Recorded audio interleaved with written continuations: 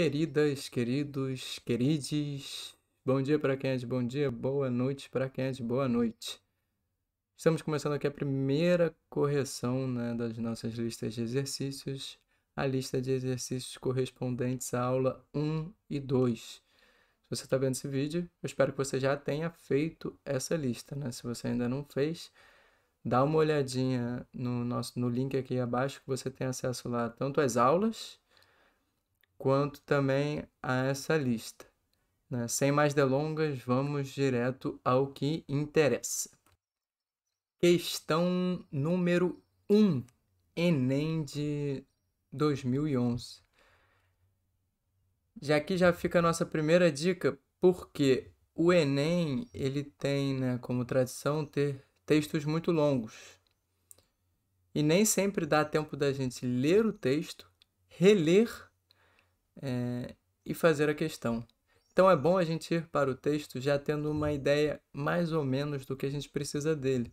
Então a minha dica aqui muito importante é que a gente sempre leia em primeiro lugar o comando da questão, né? O que é o comando? É exatamente esse trecho aqui, ó, que eu estou colocando para vocês, que vem depois dos textos, né?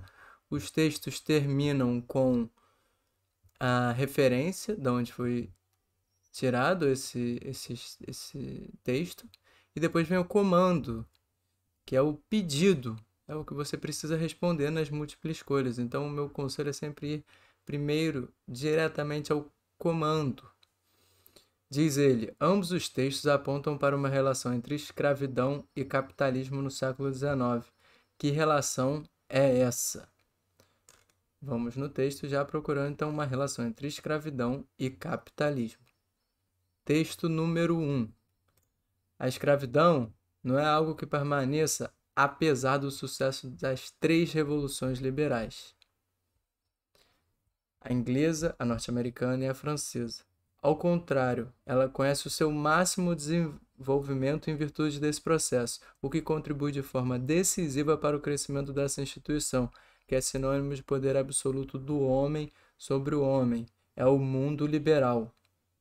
Domênico Losurdo contra a história do liberalismo. Texto número 2.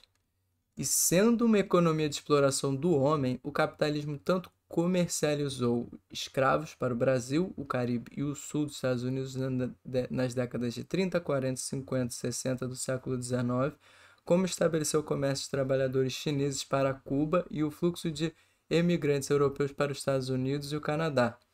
O tráfico negreiro se manteve para o Brasil depois de sua proibição pela Lei de 1831, porque ainda ofereceu respostas ao capitalismo. Tavares, Comércio Proibido de Escravos, São Paulo, 1988. Né? E aí a gente já... O que a gente vê aqui de relação entre a escravidão e o capitalismo? Vamos relembrar que quando a gente falou do desenvolvimento do capitalismo, um dos pontos fundamentais que marcam esse sistema é que os trabalhadores são despossuídos, dos meios de produção, das máquinas, dos instrumentos, dos insumos, ou seja, das matérias-primas, e passam a vender apenas o que resta na sua força de trabalho, em troca de salário. Contudo, é importantíssimo que a gente estude capitalismo junto à história do colonialismo, porque para além dessa forma de geração de riqueza para poucos, por meio da exploração do trabalho realizado por meio da troca em torno do salário, existem outras formas. E se a gente ignorar a escravidão, ignorar processos de relação, de controle do trabalho no campo, como o dos meeiros, quem tem que trabalhar na terra de outras pessoas, parte do tempo para poder ter uma terra para plantar, são outras formas e elas também pertencem a esse sistema. Não é essa característica fundante que é importante para a gente olhar para ele, mas ela gera riqueza para o desenvolvimento do capitalismo. Sem o colonialismo da América, sem o colonialismo na África, na Ásia, não haveria todo o desenvolvimento industrial na Europa, depois nos Estados Unidos. Então, esse ponto é bem importante. E esses dois trechos estão trazendo exatamente essa questão. Vamos lá ao comando, né? Ambos os textos apontam para uma relação entre escravidão e capitalismo no século XIX. Que relação é essa? Opções: a superação do ideário capitalista em razão do regime escravocrata. Não está falando que o capitalismo acaba por conta da escravidão. Opção B, a contribuição da escravidão para o desenvolvimento do sistema capitalista. Está bem dito nos textos, né? Essa é a opção correta. C, a imposição da escravidão à América pelo capitalismo, né? De alguma forma, a escravidão responde a demandas, né, por matéria-prima, né, com o desenvolvimento da indústria, mas o colonialismo que impôs a escravidão, por isso que eu descartaria essa opção. D, a fusão dos sistemas escravocrata e capitalista, originando um novo sistema. Não, na verdade, ele não, esses textos não estão descartando o que eu disse ali que é bem importante. Né? A lógica de emprego dentro do capitalismo predominante é a lógica do assalariamento. Né? Você vende sua força de trabalho em troca de um salário que vai garantir que você tenha acesso aos bens básicos de sobrevivência. Então também está equivocado. A escravidão na América levou à superação do capitalismo. Não, foi uma das grandes razões para o seu frutífero desenvolvimento na Europa e também desenvolvimento aqui na América, né, de uma forma subdesenvolvida, né, mas isso está interligado, né? A riqueza de um lado está ligado à pobreza do outro. Tudo bem? Primeira questão resolvida?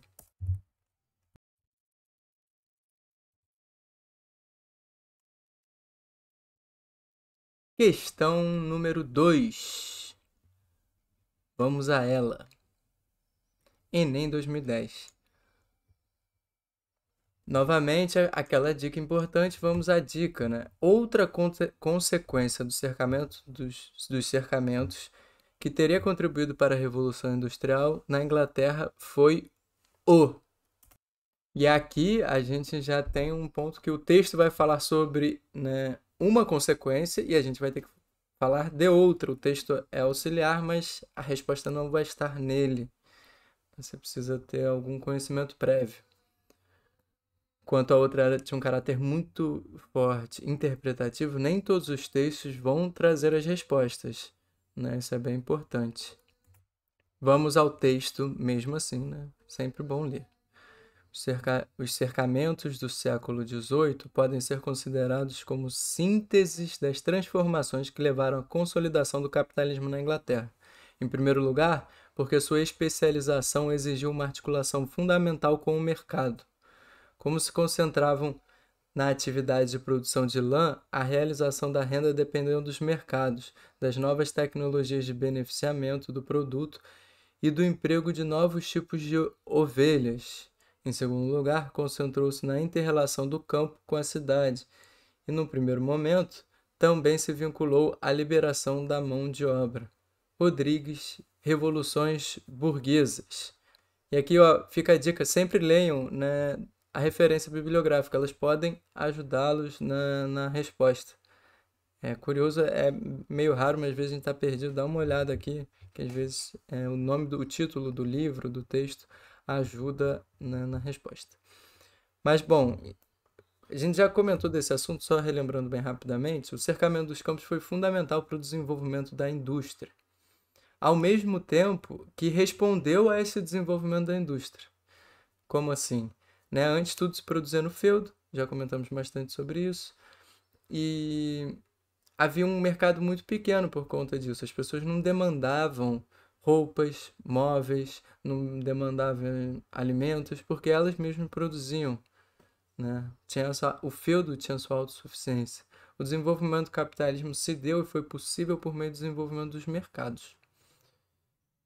E por meio dos mercados as pessoas puderam se especializar.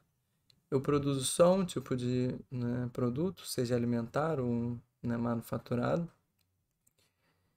E a partir daí eu vou ao mercado para vendê-los e comprar outros tipos de bens. Né? Depois, com o tempo, você trabalha para alguém, recebe um salário e vai ao mercado para comprar todos os bens necessários à sua sobrevivência. E aí, nesse sentido, né, o cercamento dos campos, que não está aqui no texto, né, vocês têm que inferir isso, ele foi fundamental para criar, né, mercados. A partir do momento em que, com a expulsão desses camponeses de suas terras, eles não conseguiam produzir mais o próprio alimento, não tinham acesso mais à lã para produzir a própria roupa, e aí você precisa ir ao mercado comprar esses bens e também precisa vender sua força de trabalho para ter salário para comprar esses bens, né? Dessa forma,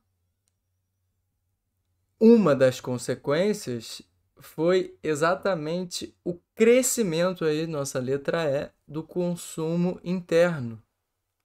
As pessoas não produziam mais para subsistência, não tinham acesso à terra para isso, passaram a ir ao mercado para comprar.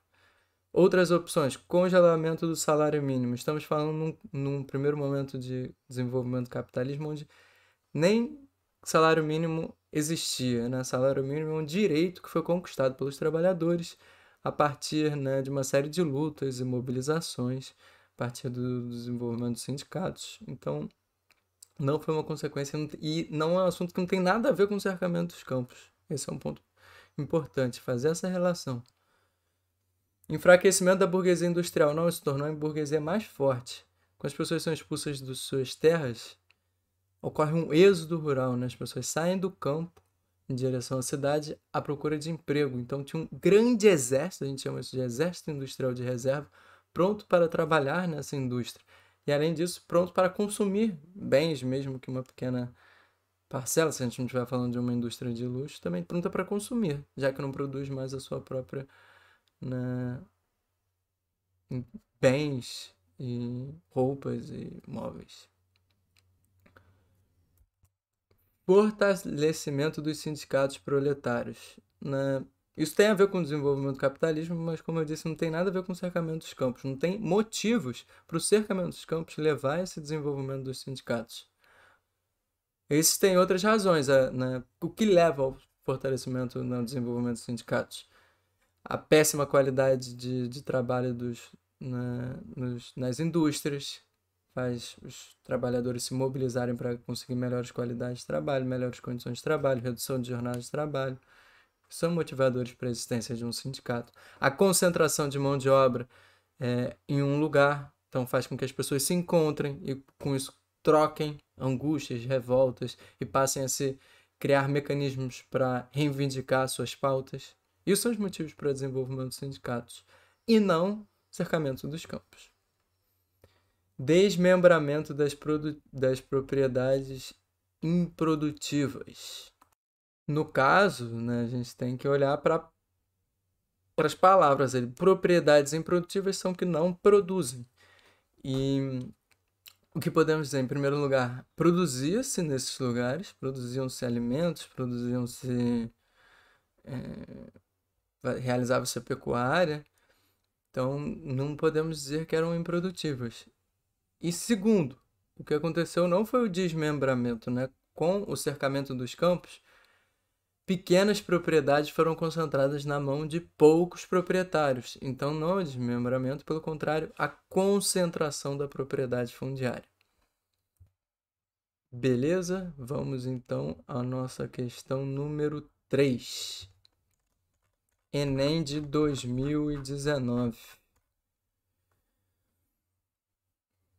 Como eu disse, sempre importante a gente começar pelo comando. Nesse caso, um comando bem curto. A partir do texto, conclui-se que, nesse caso, o texto é muito importante para a gente resolver a questão. Vamos a ele, então. A depressão econômica gerada pela crise de 1929 teve no presidente americano Franklin Roosevelt, 1933-1945, um dos seus vencedores. New Deal foi o nome dado à série de projetos federais implantados nos Estados Unidos para recuperar o país, a partir da intensificação da prática da intervenção e do planejamento estatal da economia. Juntamente com outros programas de ajuda social, o New Deal ajudou a minimizar os efeitos da depressão a partir de 1933. Esses projetos federais geraram milhões de empregos para os necessitados, embora parte da força de trabalho norte-americana continuasse desempregada em 1940. A entrada do país na Segunda Guerra Mundial, no entanto, provocou a queda das taxas de desemprego e fez crescer radicalmente a produção industrial. No final da guerra, o desemprego tinha sido drasticamente reduzido. Bem interessante aqui, porque, né, leu comigo? Texto, desculpe, né, vamos aqui, texto de Edsford, né, America's Response to the Great Depression. A resposta, né, dos Estados Unidos para a Grande Depressão, em português. O texto é legal porque ele traz dois elementos, né? Espero que você tenha comigo lido, né, e refletido sobre ele, isso é bem importante. E ele tem dois elementos aqui. O primeiro é a importância do New Deal, a gente comentou isso na aula, para superar a crise de 29. Lembramos que antes era um modelo marcadamente de liberal, onde o Estado intervinha pouco na economia.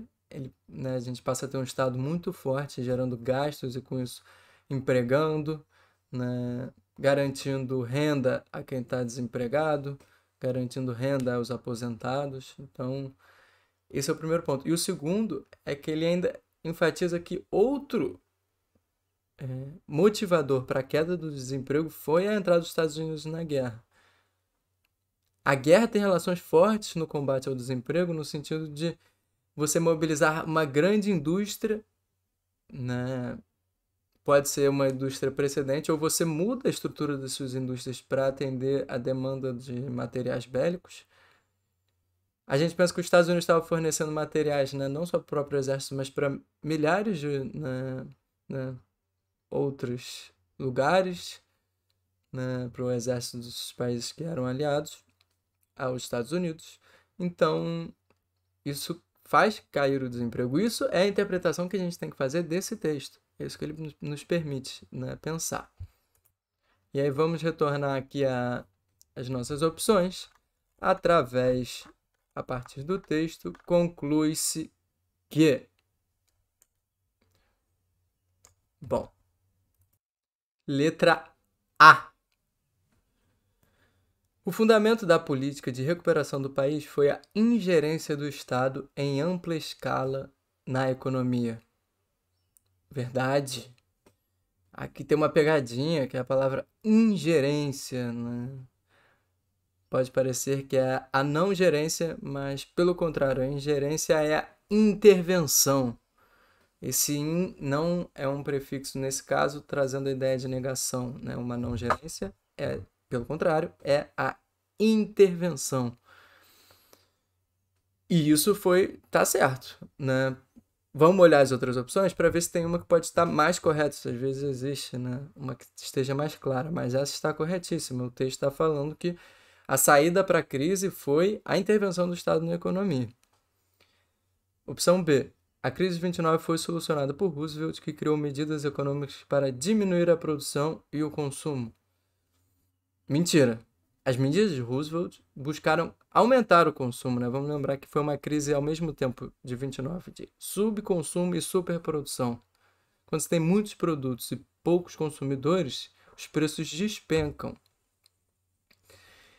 E uma das medidas para sair foi, de alguma forma, tentar conter a produção em certos setores, né? O agrícola, com a queima de produtos agrícolas, diminuindo os estoques, e, por outro lado, incentivando o consumo, aumentando a renda dos trabalhadores, gerando mais emprego. Então, não diminuiu, aumentou. Os programas de ajuda social implementados na administração de Roosevelt foram ineficazes no combate à crise econômica. Não, o texto mostra como eles foram importantíssimos para a queda do desemprego. D. O desenvolvimento da indústria bélica incentivou o intervencionismo de Roosevelt e gerou a corrida armamentista. O texto está sendo bem claro, e é por isso que é bom a gente interpretar, por isso que é bom a gente sempre estar lendo muito, por isso que nas nossas aulas eu levo muito texto. O desenvolvimento da indústria bélica não foi o motivo de intervencionismo de Roosevelt, ele começou muito antes. Isso é importante. Roosevelt não interviu na economia para desenvolver a indústria bélica, a indústria militar. Roosevelt interviu na economia para acabar com a crise econômica. Fazendo um adendo aqui que é essa palavra corrida armamentista, né? Os períodos anteriores às guerras, isso é muito comum, os países, a gente observar o aumento do investimento de diferentes países, né, em setores militares. Porque quando você vê seu inimigo se fortalecendo, você se preocupa, né, de não ter uma defesa nacional compatível com o que o outro está desenvolvendo, né, concorrente a ela. Então, cada país vai aumentando os gastos, vai incentivando o desenvolvimento científico nessas áreas, a produção nessas áreas, o desenvolvimento tecnológico. Isso é bem comum. Mas também, como a gente já viu aqui, essa está equivocada. A intervenção de Roosevelt coincidiu com o início da Segunda Guerra Mundial e foi bem sucedida, apoiando-se em suas necessidades. Equivocado. Roosevelt assumiu em 1933 e a partir dali o desemprego começam já as intervenções, o New Deal, e os desempregos começam a cair. A gente viu isso no gráfico lá na nossa aula sobre liberalismo, keynesianismo e neoliberalismo. Correto? Tudo certo? Me parece uma questão tranquila depois dessas explicações. Vamos aqui para a nossa questão número 4. O UERJ de 2013. Trazendo uma questão um pouquinho diferente. Vocês observem já, olha como isso é comum, né? A UERJ, ela tem questões mais curtas, né? Mas vamos também ao comando, sempre bom, eu sugiro. Né? Nos Estados Unidos, as doutrinas predominaram na orientação das políticas públicas nos períodos de 1930 a 1980 e de 1980 a 2009 foram, respectivamente. E aí tem um gráfico. Então, bom, a gente quer saber qual é a doutrina econômica que vai de 30 até 1980 e depois de 80 a 2009. A gente teve uma aula, você sem olhar o texto, você pode já saber essa resposta, né? Se prestou atenção, se anotou, se fez resumo. Tenho certeza que você não precisa nem ler o texto para responder. Mas sempre bom, mesmo que você tenha a resposta, se está com tempo para fazer a prova, se está com tempo para fazer o exercício, vamos ler o texto, né? O nível de concentração de renda em uma sociedade capitalista relaciona-se com as doutrinas econômicas que fundamentam as ações do Estado. Observe no gráfico abaixo a variação da participação da população que constitui o 1% mais rico na renda total nos Estados Unidos. A gente aproveita e lê, faz um exercício aqui de leitura de gráfico, né? Sempre bom, o gráfico tem dois eixos, né? E quando você corresponde um eixo com o outro, você encontra a informação que deseja, né? Um eixo a porcentagem, no outro eixo o ano, a porcentagem de concentração de renda. Olha aqui a crise de 29 e a partir daqui as medidas keynesianas. Olha o que acontece, né? Tive uma diminuição da concentração de renda até mais ou menos aqui, ó, final dos anos 70. E a partir daí a concentração de renda volta a crescer, né? A gente está olhando para o 1% mais rico nos Estados Unidos. Isso não ajuda a gente a responder a questão, percebem isso? Enquanto a gente está tentando estudar um conteúdo, a gente vai treinando a fazer questões. Isso aqui é ótimo para outras questões que a gente vem a fazer, que fala sobre o período, né? Fale sobre concentração de renda, sobre, né, essa faixa de 1% mais rico da população, mas o que a gente observa é que nesse período, né, nessa doutrina econômica mais recente, a renda desse 1% mais rico cresceu, né? Mas não está dando nome, então você tem que assistir a aula, você tem que saber para saber essa resposta. A resposta correta é a letra D, keynesianismo, nos anos 30 até os anos 80. E desde os anos 1980 temos o neoliberalismo, né? Para mais detalhes, né, mais conteúdos, para vocês entenderem um pouco melhor sobre esse período, vale dar uma olhada nas aulas, assisti-las novamente, né, que ajuda sempre. Número 5, outra questão da UERJ, de 2014, a segunda aplicação do primeiro exame. o que unia toda... Olha, desculpa, eu já ia aqui, ó, fazendo equívoco. Sempre bom primeiro começarmos aqui com o comando. Então, vou botar aqui para vocês conseguirem ver o comando. Até me coloquei aqui para cima que eu estava na frente. A morte de Margaret Thatcher em abril de 2013 ocasionou muitos debates na imprensa acerca de suas ações como primeira-ministra do Reino Unido entre 1979 e 1990. Como explicar? Como exemplifica o texto? No contexto internacional da época, a política econômica da governante britânica foi associada a estratégias vinculadas à prática do... Aqui a gente já sabe que o texto não vai dar a resposta novamente. Ele só está mostrando como foi a reação na época da morte de Thatcher. Mas vamos a ele de qualquer forma. O que unia toda a oposição ao programa de Margaret Thatcher era a suspeita de que... Olha, vocês não estão lendo. Agora sim, me desculpem. O que unia toda a oposição ao programa de Margaret Thatcher era uma suspeita de que a filha do merceeiro estava determinada a monetarizar o valor humano, de que ela não tinha coração. Mas se os leitores de hoje voltassem no tempo até o fim dos anos 70, poderiam ficar irritados ao descobrir que o programa da TV do dia seguinte era um segredo de Estado que não se compartilhava com os jornais. Thatcher transformou de tal maneira a vida cotidiana que hoje mal nos damos conta. Não nos ajuda a responder, pelo que vocês viram. O que a questão quer saber é, no contexto internacional da época, a política econômica da governante britânica foi associada a estratégias vinculadas à prática do letra A, Fordismo, letra B, trabalhismo, letra C, corporativismo, letra D, neoliberalismo. Resposta correta, letra D. Mas para não te deixar na mão e você ficar se perguntando o que são as outras opções, né, vamos aqui só falar, o Fordismo é um modelo de produção, a gente não está falando do modelo de organização do Estado. A Thatcher implementou um modelo de organização do Estado, modelo neoliberal. O Fordismo era uma forma de organizar a produção na fábrica e perdurou, né, no período de 30, é quando ele tem esse início. Ele é muito mais ligado às políticas keynesianas.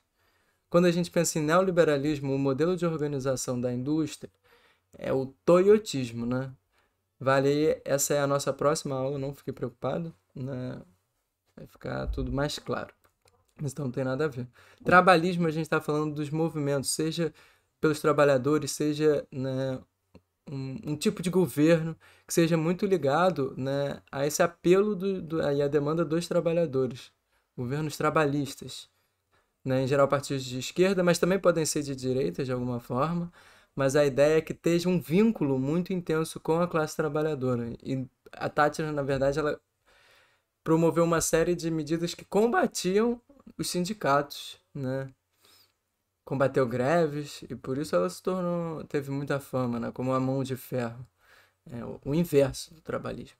Corporativismo, a gente fala, né? Tem um modelo histórico que foi um modelo implementado por Mussolini na Itália, que envolvia, por um lado, capital privado, por outro lado, o Estado e, por outro lado, os trabalhadores, que nessa união fizeram desenvolver intensamente o capitalismo, dentro de um Estado fascista, o que nos faz lembrar que o fascismo não é uma política de esquerda.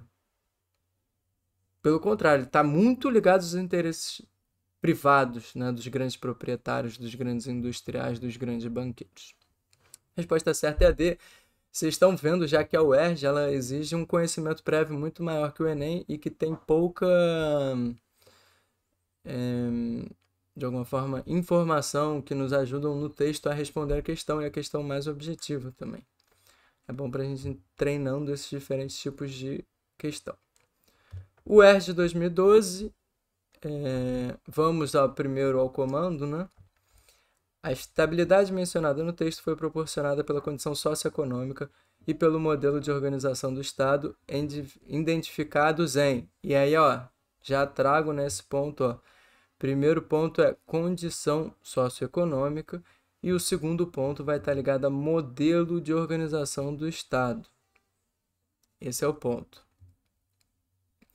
Agora a gente vai ao texto para saber do que ele está falando, ou seja, a gente já vai procurar no texto o que faz referência de alguma forma a uma condição socioeconômica e a um modelo de organização do Estado, se a gente consegue achar neles, né? Texto, diz ele. Tá um pouquinho cortado aqui no canto, né? Mas conforme eu vou lendo, vocês vão entender. O capitalismo do século XIX tropeçou de desastre em desastre nas bolsas de valores e nos investimentos empresariais irracionais. Após a Segunda Guerra Mundial, essa desordem foi de algum modo posta sob controle na maioria das economias avançadas. Sindicatos fortes, garantias trabalhistas e empresas de grande escala combinaram-se e produziram uma era de mais ou menos 30 anos de relativa estabilidade. A gente comentou muito sobre isso, né? Como foi importante o crescimento dos salários para o crescimento dos lucros nas empresas, porque criou-se uma sociedade de consumo de massa, né? Então, condição socioeconômica.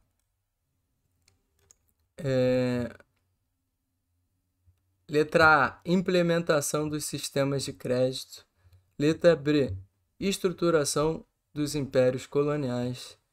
Letra C, organização das redes produtivas globais. Letra D, formação da sociedade de consumo de massa. Aí, galera, é o que a gente já vem discutindo, né? Esse foi o período de formação, né? Você dá renda ao trabalhador, né? A condição socioeconômica, o trabalhador começa a ter crescimento em sua renda e com isso ele começa a consumir mais. E grande parte da indústria, né, que anteriormente atendia a um consumo de uma elite, passa a atender ao consumo da massa da população, né? E aí, de alguma forma, o sistema de crédito também foi importante, mas o modelo de organização do Estado não era um modelo moderno. Moderno, a gente faz referência, quando a gente fala de moderno, a todo o sistema capitalista, né? E é esse período de implementação do capitalismo com o colonialismo, né? Então, essa lógica do moderno não é um modelo de Estado. O modelo de Estado foi o que a gente viu, liberal, keynesiano ou neoliberal. Então, não é moderno. Corporativista é, sim, um modelo de Estado, mas que foi muito localizado, muito específico, né? E aí, né, o modelo né, predominante nesse período, você não conferiu a aula, mas se você conferiu facilmente, você botou modelo de bem-estar social, né? Além de uma política keynesiana intervencionista na economia, gerando renda para o trabalhador, criando mais crédito, o bem-estar social também estava preocupado em garantir uma educação pública de qualidade, um serviço de saúde público de qualidade, políticas, né, de construção de áreas de lazer. Então, o estado de bem-estar social amplia para questões, né, para além do âmbito econômico, né, mas ainda com a lógica de temos que ter um Estado muito presente. Então, letra D, opção correta. Vamos para mais uma questão aqui. Enem de 2012. Olha como vocês veem, já volta, né, muitos textos. Então, vamos naquele esquema olhar primeiro para o comando. O que diz o comando da questão? A comparação entre os significados da atual crise econômica e do crash de 1929 oculta a principal diferença entre essas duas crises, pois... E aí não tivemos uma aula específica sobre, olha, esse Enem é de 2012. Ainda estava muito fresco a crise de 2008, né? A crise que quebrou a bolsa nos Estados Unidos, que se espalhou para todo o mundo. Uma crise que foi muito ligada ao setor imobiliário.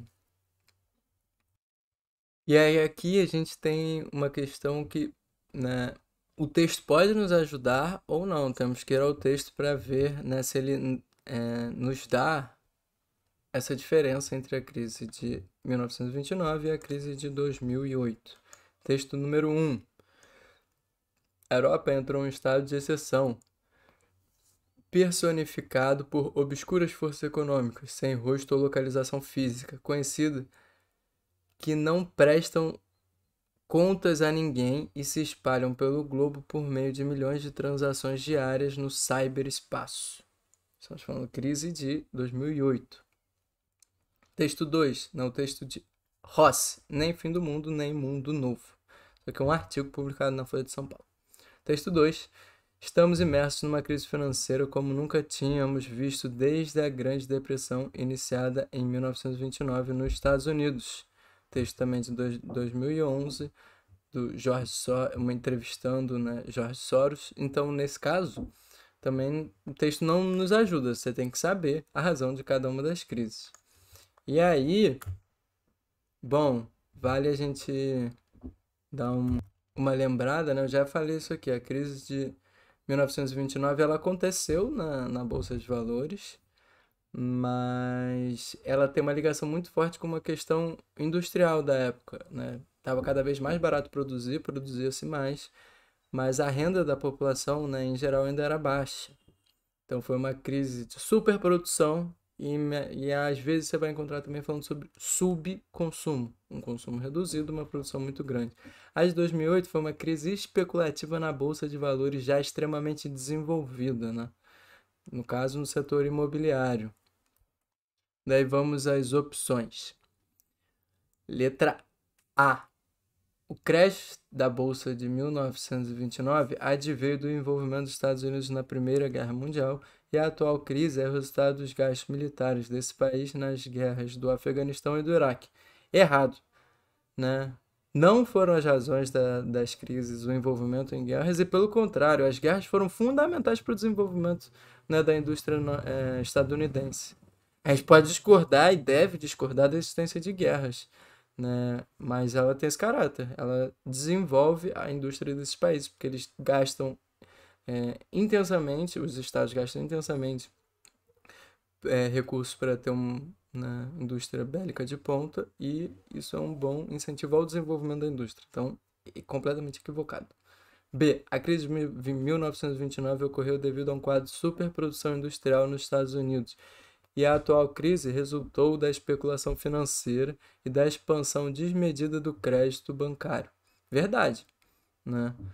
Isso está correto. Crise de superprodução, como comentamos. Se quiser saber um pouquinho mais, vai lá na aula, que está mais detalhado. E além disso, né, a crise de 2008 não tratamos em aula, mas, como eu disse aqui, ela está ligada à especulação financeira. O neoliberalismo, uma das grandes medidas dele é a flexibilização do controle do fluxo financeiro pelo mundo. Não apenas o fluxo de mercadorias cresceu, mas como o fluxo financeiro. E a liberalização, né, da especulação. E uma consequência grave foi essa crise de 2008, que só não foi pior porque os estados interviram para garantir que os bancos não falissem, né? Então a B está correta. Mas vamos olhar as outras só para também, né, ver possibilidades, né, outras possibilidades e descartar porque estão erradas. Letra C. A crise de 1929 foi o resultado da concorrência dos países europeus reconstruídos após a Primeira Guerra, e a atual crise se associa à emergência dos BRICS como os novos concorrentes econômicos. Equivocado, equivocado. Uma das razões da crise de 1929 foi essa reconstrução dos países após a Primeira Guerra não ter sido tão intensa. Então, muitos problemas inflacionários na Europa, o mercado consumidor ainda não estava completamente estabelecido, estava se reconstruindo ainda. Então, não tinha ainda mercado suficiente para tanta produção, então não tem nada a ver.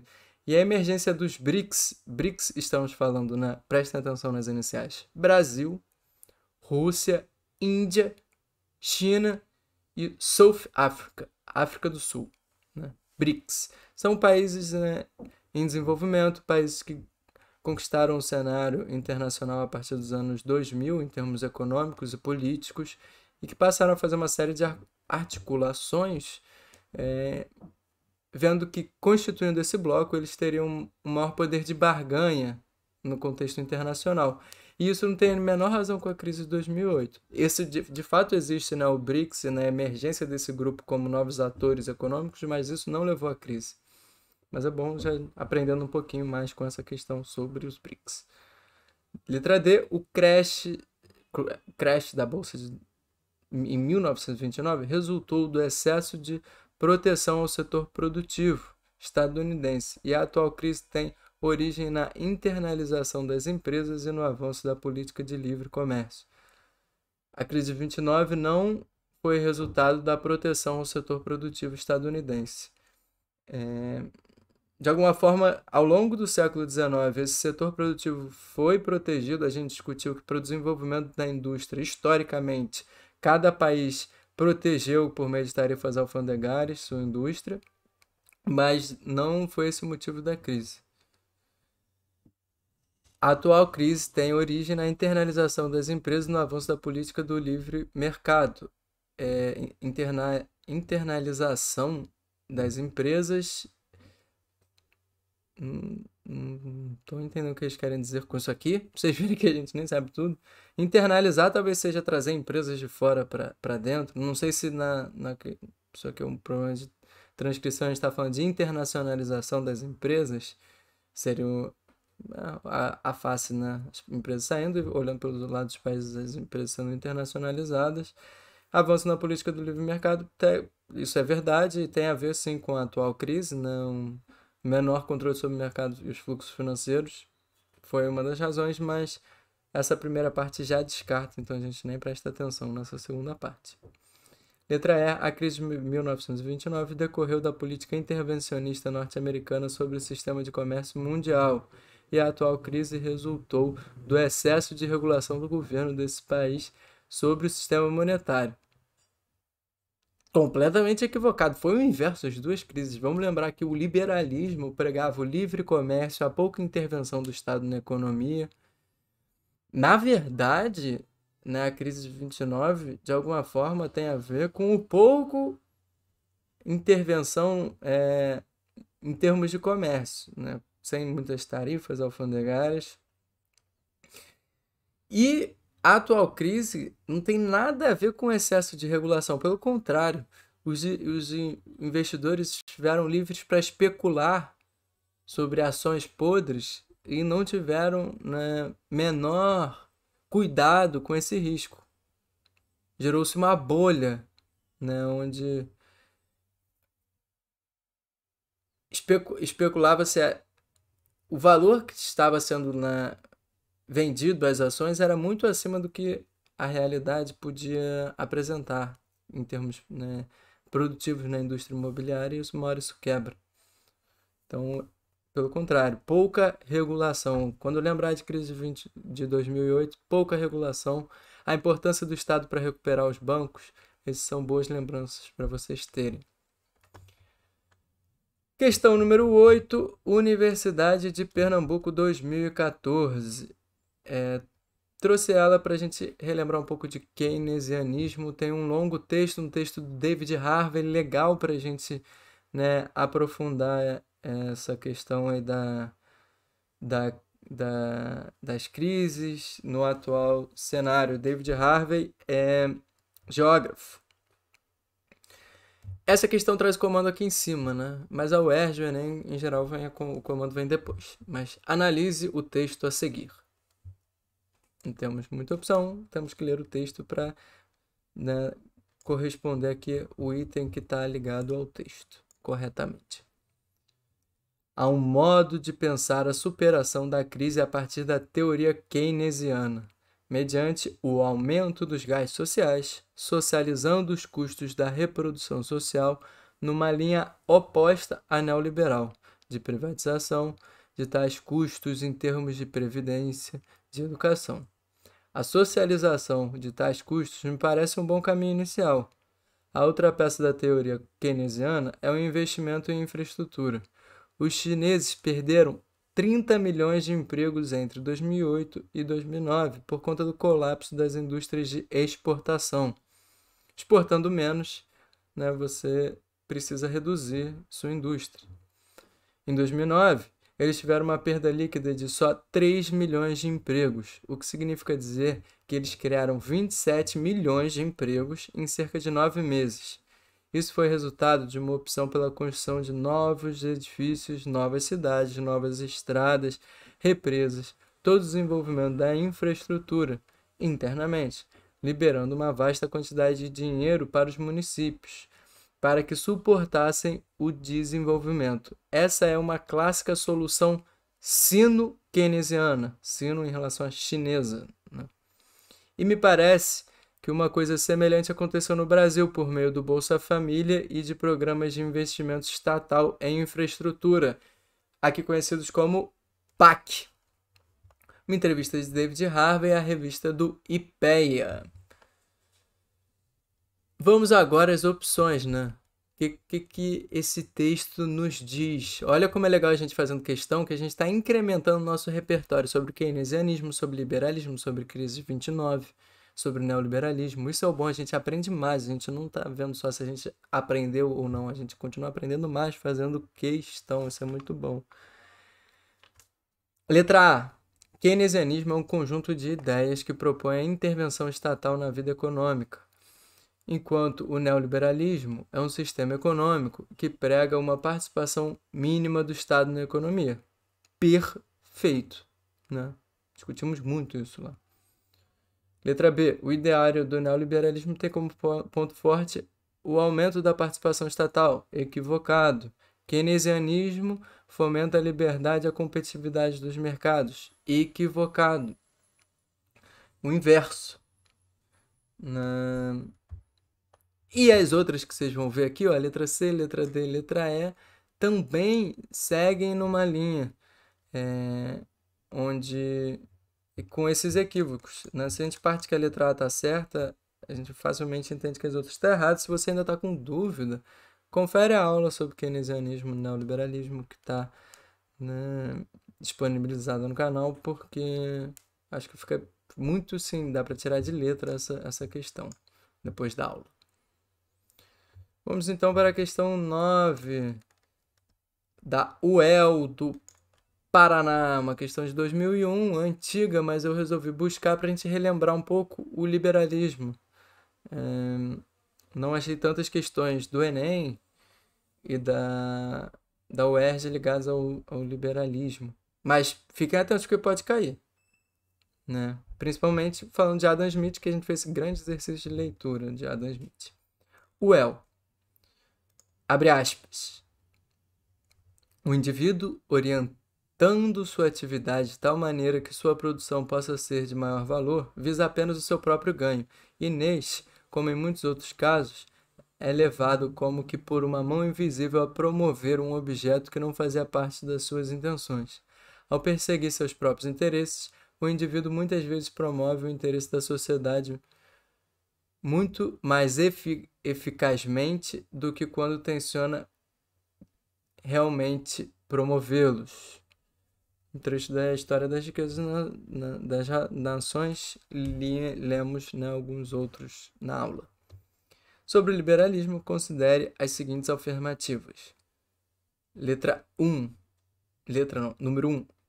O liberalismo econômico, cujos princípios, como o livre comércio, a livre propriedade privada e a lei de mercado, favorecem o desenvolvimento do capitalismo, e teve em Adam Smith um de seus principais fundadores. Dá aquele check aí do lado, questão correta. Número 2. A sistematização das análises econômicas no livro História da Riqueza das Nações contribui para a definição da economia como ciência. Também correta, como a gente viu, é um dos pais fundadores da economia. David Ricardo sistematiza ainda mais os métodos da ciência econômica, mas Adam Smith, de fato, foi, sim, um dos seus pais fundadores. Número 3. No trecho acima, Adam Smith denunciou os males do individualismo e do egoísmo econômico. Pelo contrário,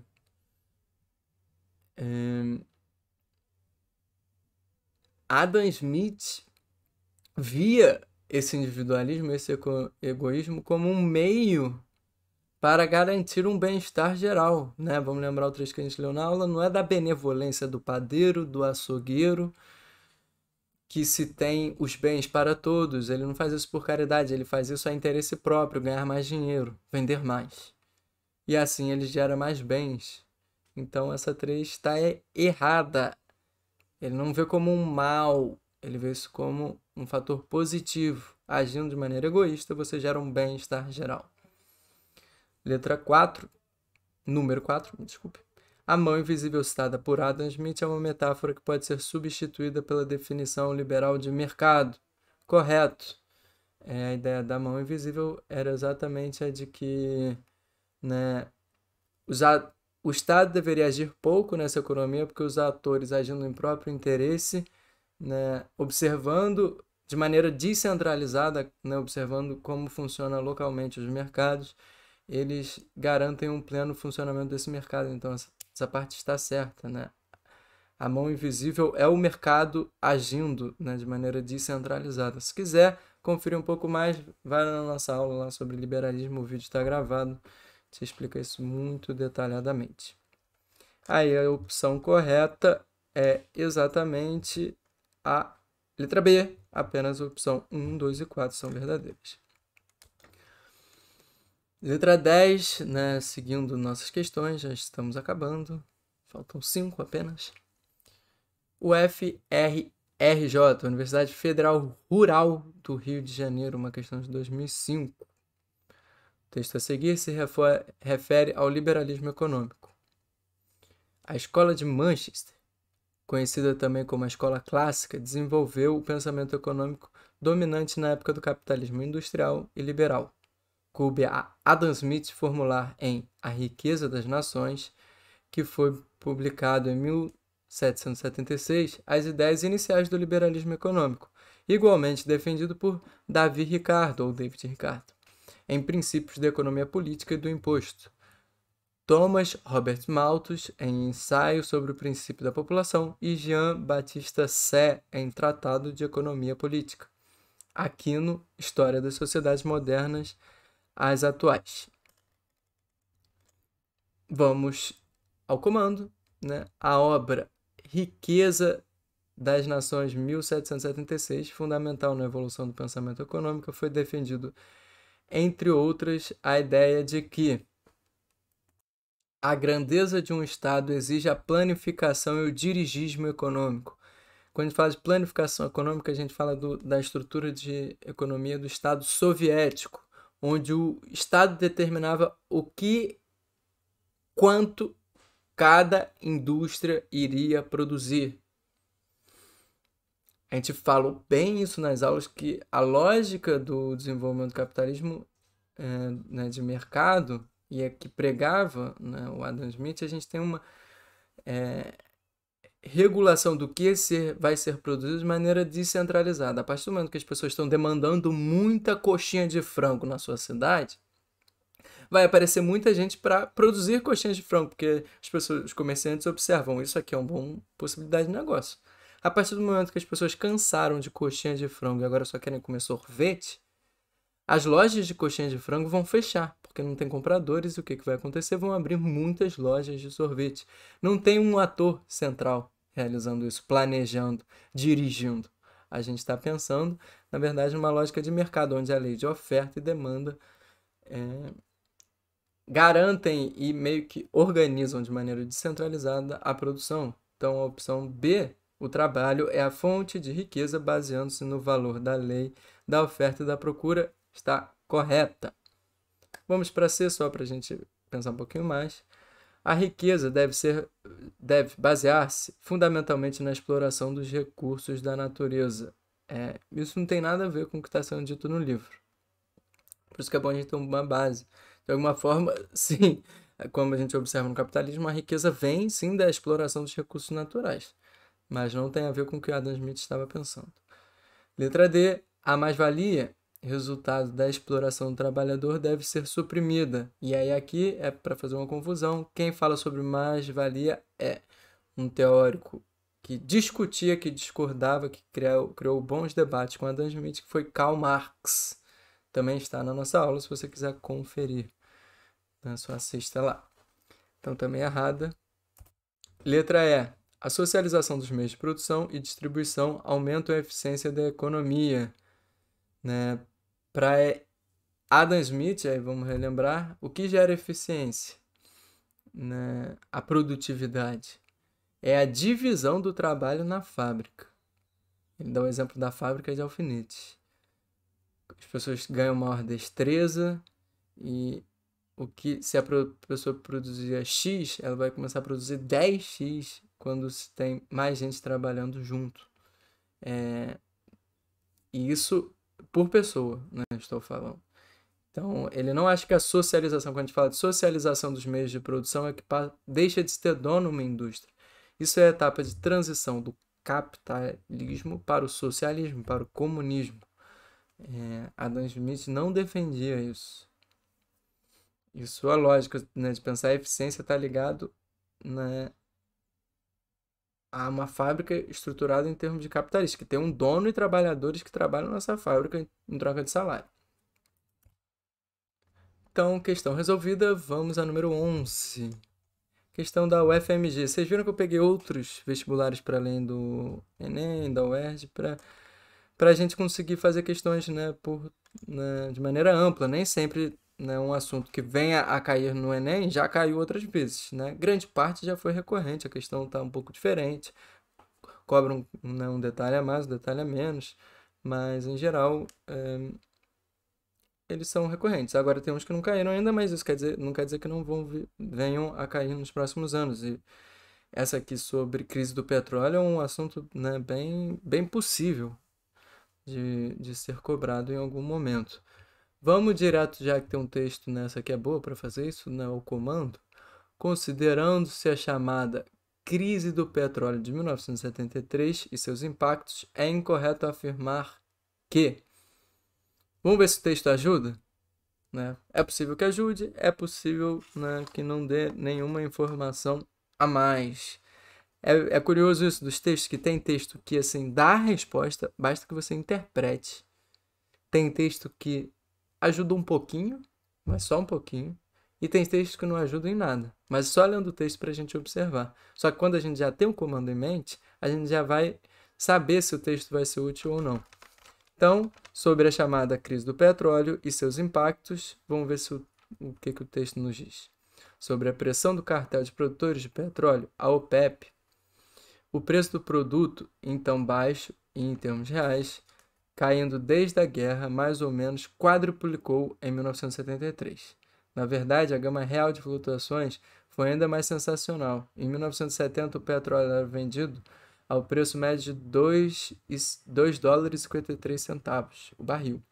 Mas no fim da década de 1980, o barril valia $41. Eric Hobsbawm, A Era dos Extremos. O texto não diz, né, diz uns impactos, mas não sei se vai ajudar a encontrar a incorreta. Vamos lá. Opção letra A. A origem da crise foi o embargo da OPEP à exportação de petróleo, cuja intenção era pressionar pela desocupação do canal de Suez. Errada. Aí é uma questão que vai no detalhe da crise, mas se a gente lembrar lá da prova, né, a ideia era fazer uma retaliação aos países que apoiaram Israel na guerra do Yom Kippur. Países árabes, né, lutaram contra Israel e Israel saiu vencedor. E a resposta desses países árabes foi o embargo, né? Não venderiam mais petróleo a esses países, o que faz o preço disparar. Então não tem a ver com a ocupação do canal de Suez. Essa letra A está errada. Então já sabemos, mas podemos olhar as outras, né, para ter um pouco mais de ideia. Letra B. Essa crise é um dos fatores que explicam a recessão econômica e o aumento do desemprego nos países centrais em meados da década de 1970. Corretíssimo. Letra C. O incremento dos preços gerou um enriquecimento súbito dos exportadores árabes e o excesso de recursos nas mãos desse grupo resultou no fenômeno dos petrodólares. E aí isso é legal, porque a produção e a exportação diminuiu, mas como os preços dispararam, gerou muita riqueza. E riqueza que esses países, né, gerado pelo dólar, então a gente chama de petrodólares, né, concentrado na mão desses países árabes, né, os maiores exportadores de petróleo. Correto também. Letra D. Os países prejudicados pelo encarecimento do petróleo responderam com várias medidas, que abrangeram a racionamento de combustíveis, a pesquisas, vamos para a próxima página, energéticas, de fontes energéticas alternativas. Verdade, vamos pensar que no Brasil isso tem um impacto sobre o desenvolvimento do álcool como combustível para carros, automóveis, né, motos, caminhões. Então, já que o petróleo está escasso, está caro, né, então a gente não tem como comprar gasolina, a gente não tem como comprar diesel, o que a gente vai fazer? Vamos desenvolver outros meios, né, para movimentar, como máquinas para movimentar os automóveis. Então tá certo também. Mas é bom, olha como a gente já incrementou um pouco a nossa compreensão sobre a crise de 29, né, fazendo essa questão, isso é bem legal. Vamos à letra D, questão aí da UFGD. Nesse caso aqui, o comando está na... me desculpem que eu passei aqui. O comando está no final do texto, né? Vamos para ele. Ao refletir sobre o funcionamento do estado de bem-estar social, argumenta-se que é possível que o texto ajude ou não, só vamos saber quando olhar as opções, mas vamos a ele. O estado de bem-estar social, assim como foi definido, se desenvolveu após a Segunda Guerra Mundial, tendo como importante referência o keynesianismo, entendido como uma teoria econômica proposta pelo economista inglês John Maynard Keynes em seu livro Teoria Geral do Emprego, do Juro e da Moeda, com o intuito de reverter os efeitos nefastos da crise econômica de 1929. Ao refletir sobre o funcionamento do estado de bem-estar social, argumenta-se que o estado de bem-estar social fundamenta-se em um pensamento econômico que defende a não intervenção da política nos assuntos econômicos. Errado, já vimos isso aos montes. O estado de bem-estar social é o resultado de uma estratégia neoliberal para enfrentar o desemprego crescente por meio das políticas anticíclicas. O estado de bem-estar social é verdadeiro que tem políticas anticíclicas, né? É a compreensão de que o capitalismo vive momentos de desenvolvimento, de crescimento e outros momentos de crise. Isso é certo. Mas não é uma estratégia neoliberal, é uma estratégia keynesiana. Então, também é equivocada. C. Atribui-se ao Estado o dever de garantir direitos sociais e econômicos, ao fim de reequilibrar as distorções do livre mercado. Exato. E aí a gente volta a pensar que não é uma teoria contrária ao mercado. A gente não está falando de socialismo. Margaret Thatcher, ela gostava de comparar, né, o modelo keynesiano inglês ao socialismo. Não. Pretende-se desenvolver a indústria, o capital privado, o capital financeiro.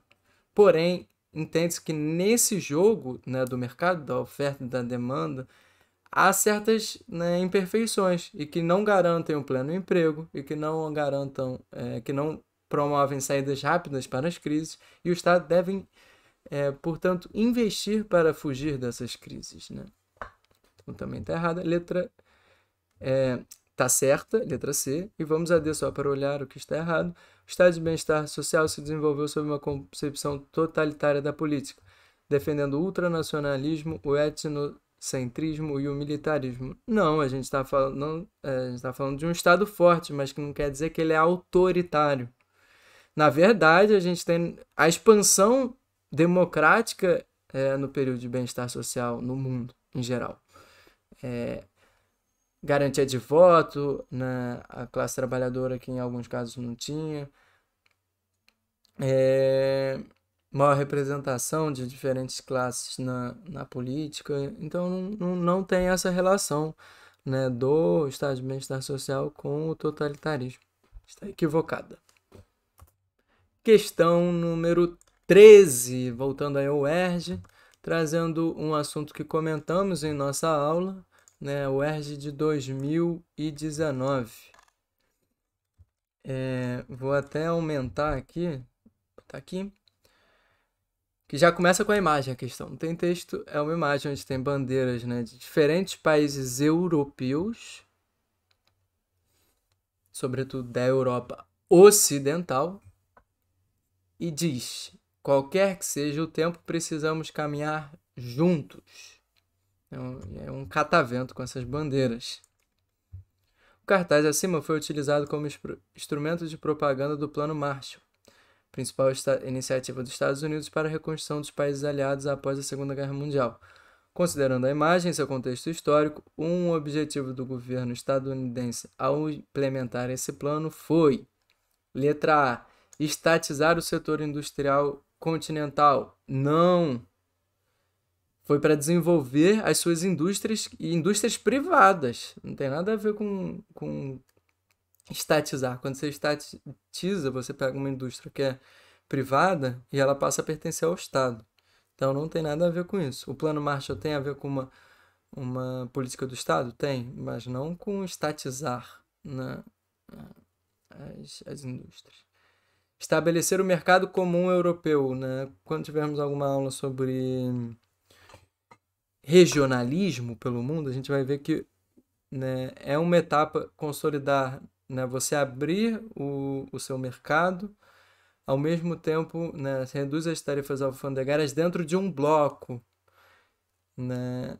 Então, esse bloco é, de alguma maneira, uma certa proteção à sua indústria, mas não nacionalmente, e sim a nível regional. É o caminho para a formação da União Europeia. Mas esse não foi o objetivo do Plano Marshall. Letra C. Consolidar o bloco geopolítico ocidental.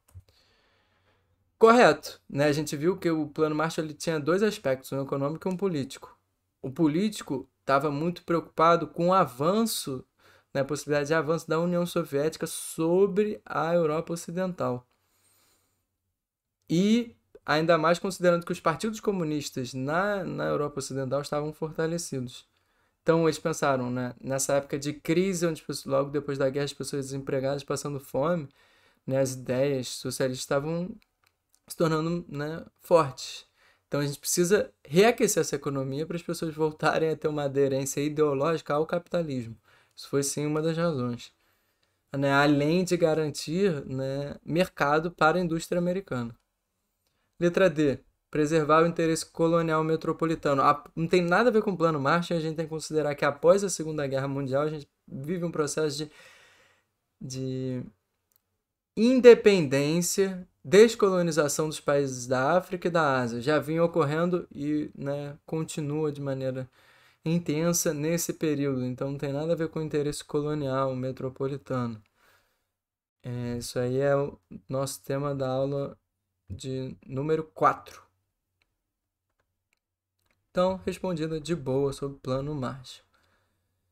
Nossa última questão, Enem, encerrando aqui nosso vídeo de correção de questões.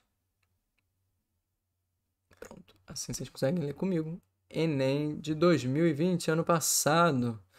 Vamos ao comando, né, direto. Escrito na década de 1970, o texto considera a participação da América Latina na divisão internacional do trabalho, marcado pela... Vamos ao texto. A divisão internacional do trabalho significa que alguns países se especializam em ganhar e outros em perder. Nossa comarca no mundo, que hoje chamamos de América Latina, foi precoce, especializou-se em perder desde os remotos tempos em que os europeus do Renascimento se aventuraram pelos mares e lhe cravaram os dentes na garganta.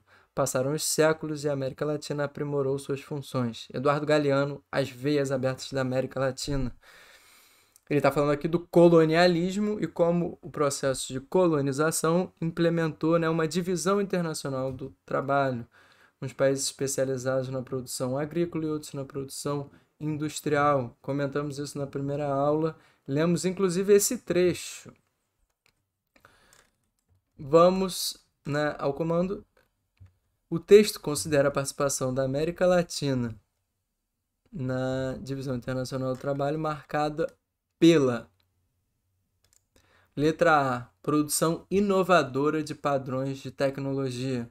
Você falou que a gente se especializou em perder. Será que está ligado à inovação tecnológica? Não, né? Letra B, superação paulatina do caráter agroexportador. Não. O texto mostra que desde essa época a gente, né, teve essa função atribuída à nossa economia e permaneceu. Letra C, apropriação imperialista dos recursos territoriais. Aí vamos lembrar que colonialismo e imperialismo são processos próximos, e aí sim, está correto, né? Por meio da colonização, do imperialismo, essas grandes metrópoles instituíram um modelo que, apesar da independência, esses países continuaram ainda submetidos aos interesses das suas antigas metrópoles, dos seus antigos, né, dominadores. Por isso que mesmo com o fim da colonização, né, o subdesenvolvimento perdurou. Seja também pelas imposições desse mercado internacional, pela falta de interesse das elites locais né, estavam acomodadas com as riquezas que estavam ganhando com a agroexportação, por mais que isso não gerasse renda para a maioria da sua população, não interessava, para ela estava bom. Então essa é a letra certa. Letra D, valorização econômica dos saberes tradicionais.